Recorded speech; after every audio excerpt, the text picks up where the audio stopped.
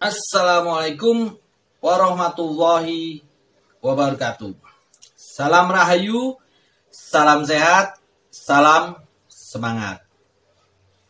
Terima kasih untuk sobat-sobat Bledek yang sudah mendukung channel Ki Bledek Kantil, sudah subscribe, sudah like, sudah komen, bahkan sudah di-share ke teman-temannya, dan sudah dibunyikan tombol loncengnya. Ki Bledek mengucapkan banyak terima kasih. Semoga sobat-sobat Bledek selalu dalam keadaan sehat, walafiat, dan selalu tetap semangat. Oke, di kesempatan kali ini Ki Bledek mau membahas tentang suatu ilmu. Ini termasuk ilmu tingkat tinggi, yaitu ilmu diam atau ilmu meneng bahasa Jawanya. Kalau zaman dahulu, orang-orang untuk menguasai ilmu meneng itu harus melakukan tirakat dengan topo pendem atau bertapa dengan dikubur. Namun kalau zaman sekarang mungkin hal-hal semacam itu sudah jarang terdengar ya. Mungkin banyak yang tidak mau melakukan topo pendem atau topo yang dikubur ya, badannya dikubur. Itu mungkin zaman sekarang yang dikatakan zaman modern ini mungkin banyak yang tidak akan mau melakukan hal semacam itu.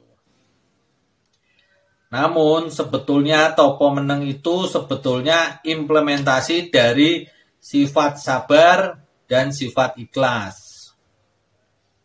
Orang-orang yang bisa menguasai ilmu meneng ini, dia sebetulnya nanti gampang terkabul hajatnya. Hanya dengan kretek king hati, jadi ada kretek di hati, aku pingin. Maka hajat yang dia pinginkan insya Allah cepat terkabul. Namun ilmu meneng ini memang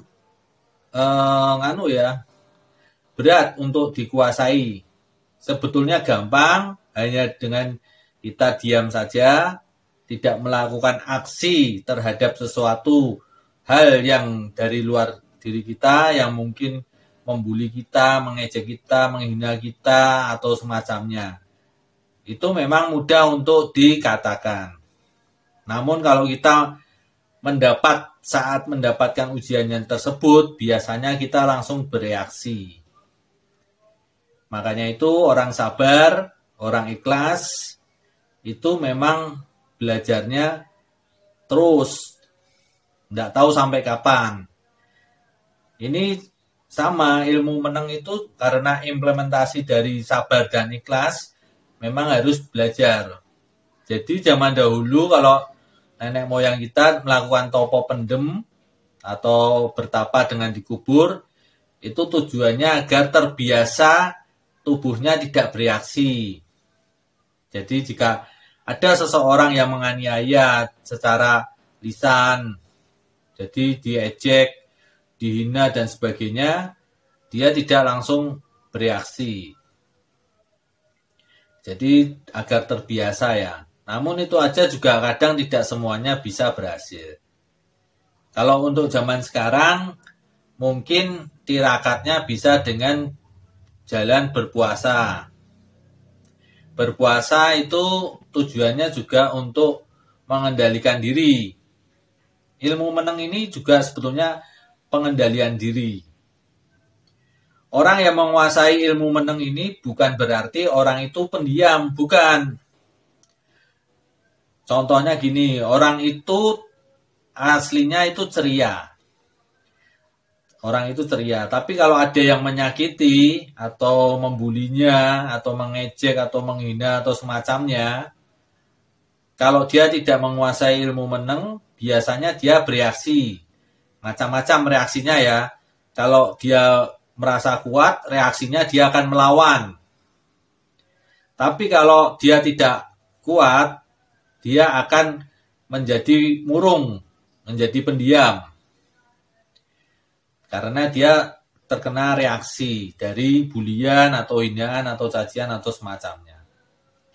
Namun kalau dia sudah menguasai ilmu meneng, ilmu diam, dia aslinya ceria, terus ada seseorang yang membuli, itu tidak berpengaruh terhadap dirinya. Meskipun dia sebetulnya bisa membalas karena dia posisi kuat, dia tidak akan melakukannya. Dia hanya diam saja dan menganggap itu tidak ada. Kalau dia posisi lemah dan sebetulnya tidak bisa melawan, dia juga diam saja, tidak langsung murung, tidak langsung berubah sifatnya. Dia tetap ceria, menganggap sesuatu itu tidak ada. Jadi ilmu meneng itu bisa diartikan begini, kita memposisikan diri kita tidak ada di dunia ini, atau kita memposisikan dunia itu tidak ada. Sebetulnya hampir sama semacam itu. Jadi ada atau tidak itu tidak masalah. Ilmu meneng ini sejatinya kita berserah diri.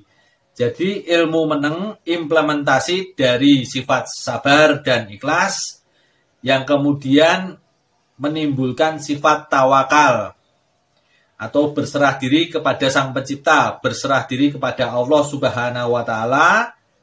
Setelah kita berserah diri, kita melihat yang ada itu hanya Allah. Itu inti dari ilmu meneng. Jadi jika kalian bertemu dengan seseorang yang kalian sakiti, ternyata dia tidak membalas, meskipun dia ternyata kuat, ataupun dia tidak berubah sifat, tidak murung, tidak semacamnya kalau dia lemah, kalian harus hati-hati. Karena dia memang tidak akan membalas.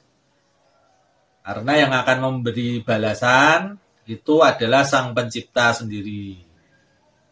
Jadi yang menciptakan kalian lah yang akan memberi balasan. Itu hakikatnya ilmu meneng.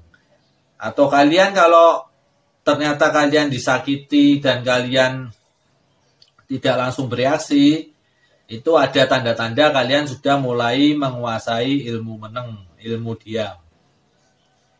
Jadi dalam hal ini, ilmu diam ini bukan berarti orang tersebut itu nanti menjadi pendiam, pemurung atau mengasingkan diri, tidak.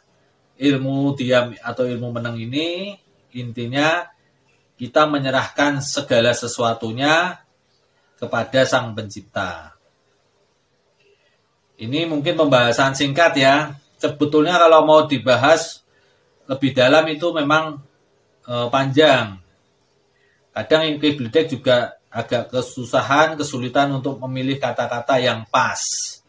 Namun semoga penjelasan singkat dari Ki Bledek ini bisa setidaknya menyampaikan sedikit info tentang ilmu meneng atau ilmu diam yang implementasi dari sifat sabar dan sifat ikhlas yang akan menimbulkan sifat tawakal, berserah diri kepada Allah Subhanahu wa Ta'ala yang selanjutnya akan membuat menjadi tauhid kita.